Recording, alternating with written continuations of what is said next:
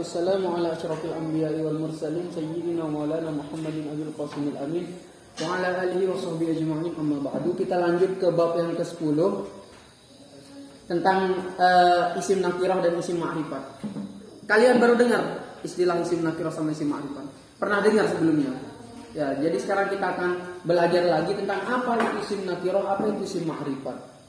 Jadi isim ini, kalimat isim terbagi menjadi isim nakirah dan isim ma'rifat itu dilihat dari sudut pandang keumuman dan kekhususan. Jadi ada isim yang khusus, ada isim yang umum.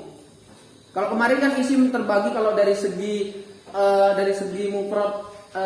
mufrad tasniyah jamaknya kan dibagi 3. Ada isim mufrad, ada isim tasniyah, ada jamak. Kemudian isim terbagi dari segi ini beda. Nah, yang sekarang ini kita akan belajar tentang isim yang dilihat dari apakah isim itu khusus atau apakah isim itu umum.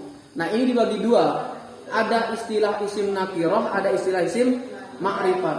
Nah, nakirah ini yang umum. Contohnya misalkan saya bilang perempuan. Kalau saya bilang perempuan kan umum, kan banyak perempuan di sini. Saya bilang laki-laki, cowok, kan ada cowok di sini banyak. Jadi kan umum itu, nggak ketemu mana yang mana. Nah, beda kalau ma'rifat, contohnya seperti saya bilang misalkan salah satu nama dari kalian misalkan, Nafisa misalkan. Kalau saya bilang Nafisa, tertuju ke mana? Tertuju ke ini. Khusus kan berarti namanya ya. Nah, yang khusus itu yang disebut dengan ma'rifat. Paham ya? Itu mudahnya seperti itu. Jadi, untuk pemahaman awal kalian tentang nakirah ma'rifat, kalau nakirah itu umum, kalau ma'rifat itu khusus. Oke, sekarang kita lanjut ke definisi dari isim nakirah. Isim nakirah sebagaimana dalam nazm alfiyah itu nakiratun qabilu al-mu'affira aw waqi'un mawqi'a ma qad dzukira. Jadi definisi dari isim nakirah adalah isim yang bisa menerima al.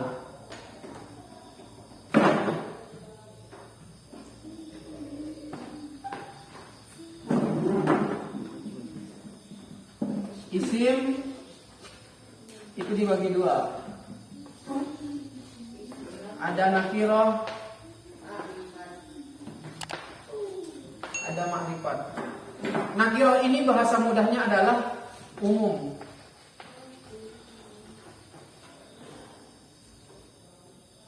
Umum ya, betul. Nah, ma'rifat ini khusus. Sekarang definisinya. Definisinya isim nakirah adalah bisa menerima al, yaitu qabilu al. Qabilu al. Kalimat yang bisa menerima al. Apa aja contoh kalimat yang bisa menerima al? Terserah. Kalau ada kalimat yang bisa menerima al, itu sudah pasti nakirah. Contohnya kita contohkan seperti yang ada di kitab itu alimun. Alimun ini bisa kemasukan al enggak? Kalau kemasukan al gimana bunyinya alimun? Al-alimu. Kenapa kok enggak al-alimun? Karena al tidak bisa bersama dengan tanwin. Al-alimu jadinya. Nah, ini contoh isim nakirah. Jadi alimun itu contoh isim nakirah. Artinya alimun apa? Orang yang alim, orang yang tahu. Kalau saya di sini bilang orang yang tahu, kan umum kan ya. Di sini kalian semua tahu, orang yang mengetahui. Nah, itu umum, berarti dia itu nakirah. Nah, itu gambaran mudahnya. Kemudian definisi kedua dari isim nakirah adalah pertama isim yang menerima al atau nakiratun qabilu al-mu'athira aw waqi'un mawqi'a ma qad dzikira. Artinya adalah sesuatu yang bisa menerima al atau menempati kalimat yang bisa menerima al. Ada kalimat yang bisa menerima al, ada kalimat yang menempati posisi kalimat yang bisa menerima al. Contohnya apa? Contohnya seperti du. Du ini kan tidak bisa menerima al dia. Mau bilang al-du itu nggak bisa. Tapi du ini nakirah dari segi apa? Karena du ini bisa menempati kalimat yang bisa menerima al. Du ini artinya apa? Du itu artinya pemilik. Pemilik dalam bahasa Arab itu as-sahib atau sahibun. Nah, sahibun kan bisa menerima hal dia. Nah, ini mungkin sulit bagi kalian, kedengarannya itu sulit karena ini jarang terjadi. Tapi yang menjadi patokan utama untuk mengetahui isim nakirah, pertama itu adalah lihat maknanya. Kalau maknanya umum berarti nakirah. Yang kedua, lihat apakah dia bisa masuk al apa enggak di situ. Paham? Paham. Cara ketiga untuk mengetahui isim nakirah adalah lihat isim ma'rifat. Isim ma'rifat ada berapa? Isim ma'rifat ada 7. Nah, selainnya isim yang 7 ini pasti nakirah. Pasti nakirah. Jadi untuk lebih mudah kalian memahami apa itu isim nakirah, jadi kalian harus belajar duluan isim ma'rifat. Isim ma'rifat ada berapa? Ada 7. Pertama, isim domir. Isim domir, ya contohnya kayak yang huwa, humahu itu. Huwa, huma, hum, kemudian ada anta, sampai terakhir itu yang hu, yang ada kakinya itu. Nah, itu semua isim domir namanya. Nanti kita akan belajar tentang isim domir lebih jauh di halaman 54. Jadi di sini cuma disebutkan isim ma'rifat gini ini aja gitu. Nanti di halaman 54 pelajaran selanjutnya kita akan belajar isim domir itu apa yang lebih jelas. Yang penting kalian tahu contoh-contoh isim domir seperti huwa, humahum itu isim domir semua. Jadi kenapa kok isim domir ini ma'rifat? Kita coba buktikan. Ketika saya mengatakan laki-laki itu kan nakirah umum. Tapi bagaimana kalau saya sudah mengatakan dia? Kalau saya sudah mengatakan dia atau yang itu kan sudah menjadi ma'rifat khusus tertentu kepada dia aja, atau kamu misalkan anta atau ana. Makanya di sini isim domir masuk kepada isim ma'rifat karena maknanya sudah khusus jadinya. Yang asalnya tadi itu cuma mengatakan perempuan umum. Ketika saya sudah mengatakan dia yang itu, berarti sudah maknanya sudah berubah menjadi khusus, maka sudah berubah menjadi isim ma'rifat. Ini yang pertama. Yang kedua isim ma'rifat, isim isyarah. Isim isyarah biasanya kalian kenal dengan istilah kata tunjuk. Kata tunjuk ini, itu. Nah, bahasa ini itu kalau di dalam bahasa Arabnya itu seperti hadza, kemudian hadhihi, ada zalika, ada tilka, dan banyak lagi. Yang penting kalian tahu, paham. Contoh dari isim isyarah seperti ini, kemudian itu. Contohnya kenapa kok bisa masuk kepada isim ma'rifat? Kita buktikan. Ketika saya mengatakan kitab, itu nakirah apa ma'rifat? Kitab. Nakirah, karena banyak kitab di sini, nggak ketemu yang mana. Bagaimana kalau sudah mengatakan ini tertentu kepada ini, maka maknanya akan menjadi khusus. Ketika sudah maknanya khusus, maka dia akan masuk kepada ma'rifat. Paham? Oke, yang ketiga ada apa nih? Isim mausul. Kalian nggak perlu terlalu dalam memahami ini, nanti ada pelajaran khususnya. Isim mausul. Isim mausul itu contohnya seperti alladzi. Ini yang paling sering kalian temukan dalam Al-Quran. Alladzina, kemudian ada allati, alladzani, allazatu. Nah, itu contoh semua adalah isim mausul. Contoh-contoh yang kayak gini, allazi, alladzani. Kemudian isim mausul ada banyak juga. Bukan hanya bentuknya kayak gini, tapi ini sebagai contoh saja. Kemudian apa lagi? Ada isim alam. Isim alam ini apa? Kita biasa sebut dengan istilah nama. Nama orang. Nama orang apa nama hewan terserah. Yang penting nama orang. Atau nama hewan terserah sesuatu lah. Contohnya seperti apa? Banyak. Zaidun nama orang enggak? Ya. Di sini nama orang misalkan seperti Ni'am misalkan. Saya kalau ngomong laki-laki, saya bilang misalkan laki-laki belajar. Kan nggak ketemu yang mana karena semuanya belajar. Bagaimana kalau saya sudah pakai namanya? Ni'am belajar. Sudah tertentu kepada ni'am. Nah, jadi ketika sudah tertentu kepada seseorang, maka dia akan menjadi khusus. Masuk kepada isim ma'rifat. Kemudian yang nomor 5. Beral. Ini yang paling sering terjadi. Beral. Jadi semua kalimat yang beral itu pasti ma'rifat. Contohnya seperti apa? Kitabun. Kitabun, kalau saya mengatakan kitabun, kitab, maka nggak tertentu kepada kitab yang mana, karena ini kitab semua. Jadi ketika saya sudah masukkan al di sini, berubah menjadi al-kitabu. Al ini bermakna itu. Al-kitabu, kitab itu. Nah, kalau saya sudah mengatakan kitab itu, berarti tertentu pada suatu kitab.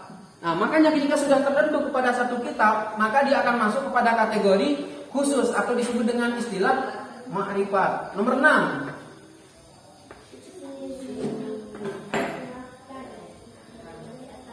Isim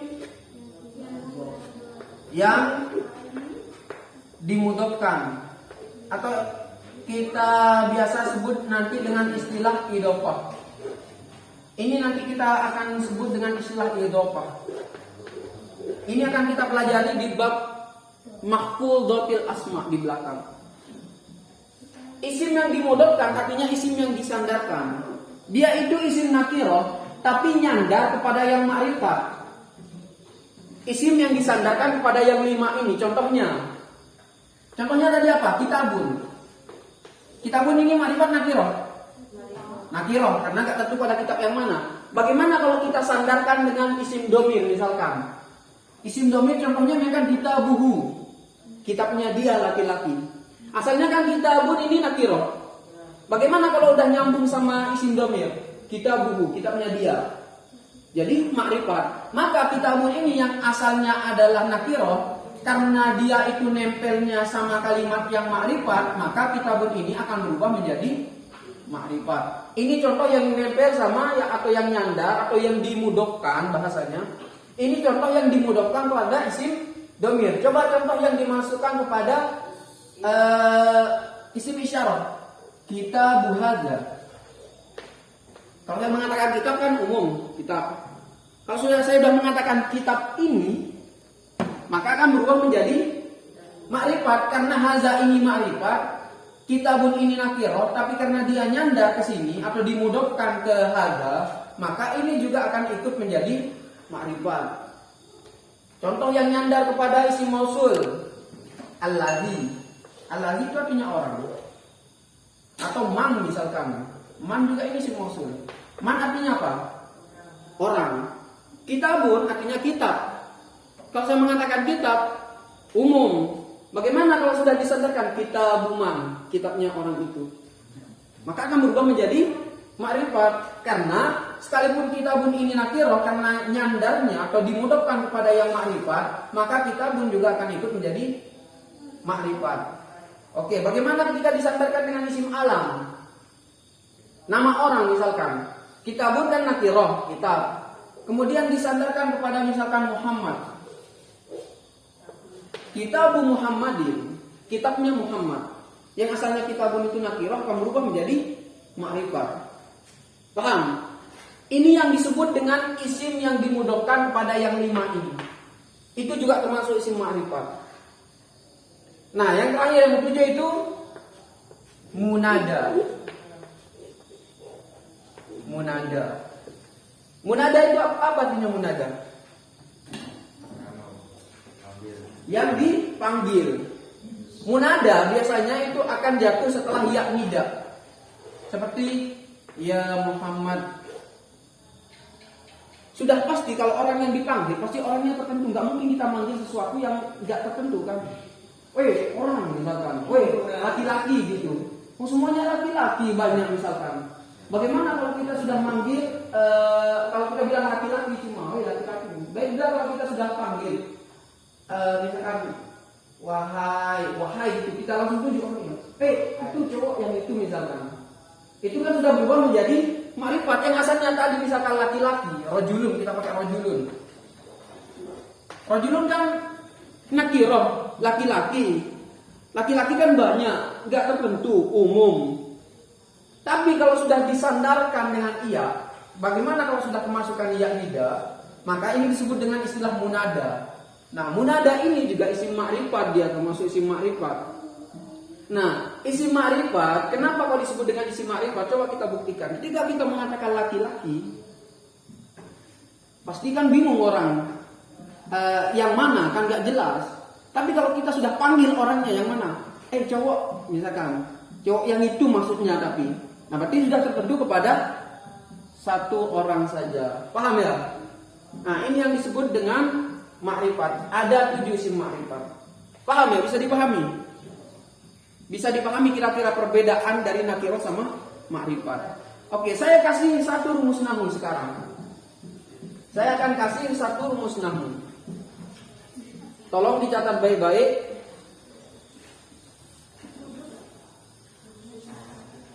Kalian catat, kasih di situ judulnya rumus nahwu. Rumusnya adalah isim ma'rifat. Ayo tulis, isim ma'rifat. Isim ma'rifat, udah? Isim ma'rifat yang jatuh di awal kalimat. Isim ma'rifat yang jatuh di awal kalimat. Sudah? Isim ma'rifat yang jatuh di awal kalimat maka menjadi mubtada. Maka menjadi mubtada. Itu rumus. Saya ulang sekali lagi, isim ma'rifat yang jatuh di awal kalimat maka menjadi mubtada. Oke, itu rumus nahwu. Tapi yang dimaksud dengan isim ma'rifat di sini adalah yang nomor 1 sampai 6 ini. Kalau yang nomor 7 ini beda sendiri dia nanti. Yang dimaksud dengan isim ma'rifat yang di rumus itu tadi yang saya suruh catat adalah yang ini. Apabila kalian menemukan yang nomor 1 sampai nomor 6 ini ada di awal kalimat, kalian jangan ragu, itu pasti jadi mubtada. Kalau sudah jadi mubtada pasti rofa. Kalau udah rofa ya tinggal cari nanti apakah rofanya mau pakai dhamma, apakah pakai wawu, apakah alif, apakah sebutin nun. Itu terserah, tergantung apa statusnya dia. Oke, kita buktikan kalau ini menjadi mubtada. Contohnya seperti isim dhamir. Huwa Zaidun, huwa qaimun.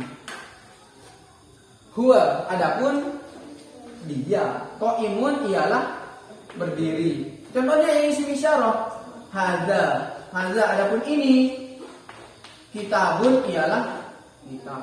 Ini kan ada di awal kalimat semua. Kalau kalian sudah menemukan mubtada, kalau kalian sudah bisa mengidentifikasi mubtada, kalau kalian sudah bisa mengetahui kalau ini adalah mubtada, kalian jangan ragu, cari langsung khobarnya. Pasti ada khobar setelahnya itu.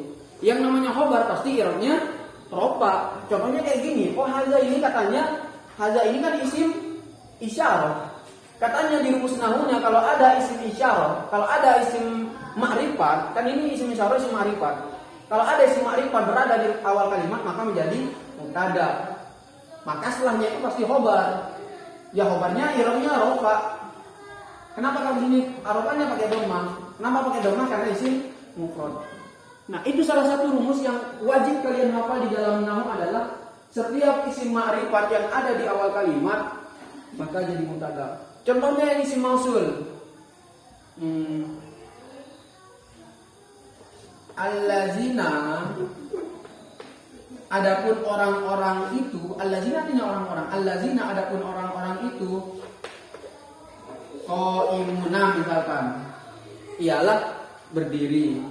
Contoh yang isim alam. Contohnya seperti ya ini yang sering kalian dengar. Zaidun qaimun. Zaidun adapun Zaid, qaimun ialah berdiri. Nanti kalian pasti dibingungnya adalah di bagian sini. Katanya hadza ini isim ma'rifat. Kemudian isim ma'rifat katanya kalau di awal kalimat ini maka jadi mubtada. Katanya mubtada rofa, tapi di sini kenapa kok bilang hadza, kok enggak bilang hazu? Jawabannya adalah mabni. Isim dhamir, isim isyarah, isim mausul itu semuanya mabni. Jadi bentuknya kayak gini semua.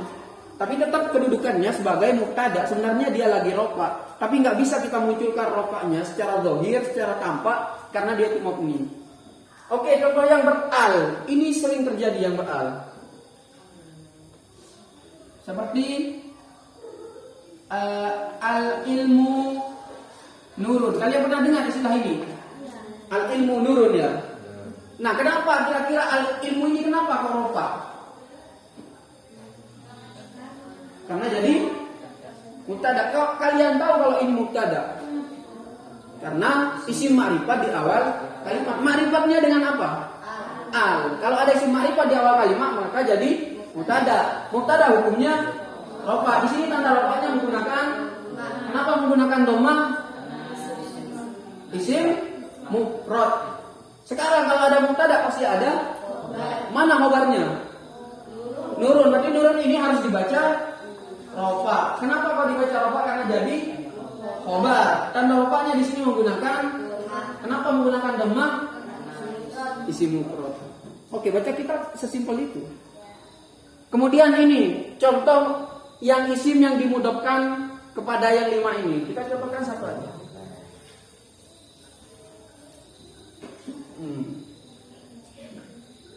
Contohnya seperti tadi kitabun nakirah kan ya. Kita idofahkan pada isim alam misalkan. Muhammad itu isim alam nakirah. Maka ini juga menjadi isim alam Muhammadun ini makrifat. Maka kitabun yang nakirah maka juga itu menjadi makrifat. Di sini bacaannya Muhammadin. Kenapa kalau Muhammadin ini mudhof ilaih? Kita belajar nanti mudhof ilaih belakangan. Yang penting kita tahu kalau kitabu ini menjadi mubtada. Kalau sudah mubtada pasti rofa. Kitabu Muhammadin, adapun kitabnya Muhammad. Apa misalkan contohnya di sini? Qaimun misalkan. Pakai qaimun lah. Qaimun ialah berdiri. Kitabnya berdiri kayak gini. Jadi kalau kalian sudah bisa mengidentifikasi, kalau kalian sudah bisa tahu isim ma'rifat itu apaan aja, nanti kalian mudah ketika membaca kitab itu. Ketika kalian sudah menemukan isim ma'rifat ini di awal kalimat, maka itu sudah pasti jadi mubtada. Ketika sudah jadi mubtada, maka setelahnya itu tinggal cari khobar. Paham? Ingat, itu rumus nahwu. Setiap isim ma'rifat yang jatuh di awal kalimat maka menjadi mubtada. Paham? Ada pertanyaan? Kalau tidak ada, kita cukupkan sampai di sini. Semoga barokah manfaat. Wallahu a'lam bishawab. Al-Fatihah.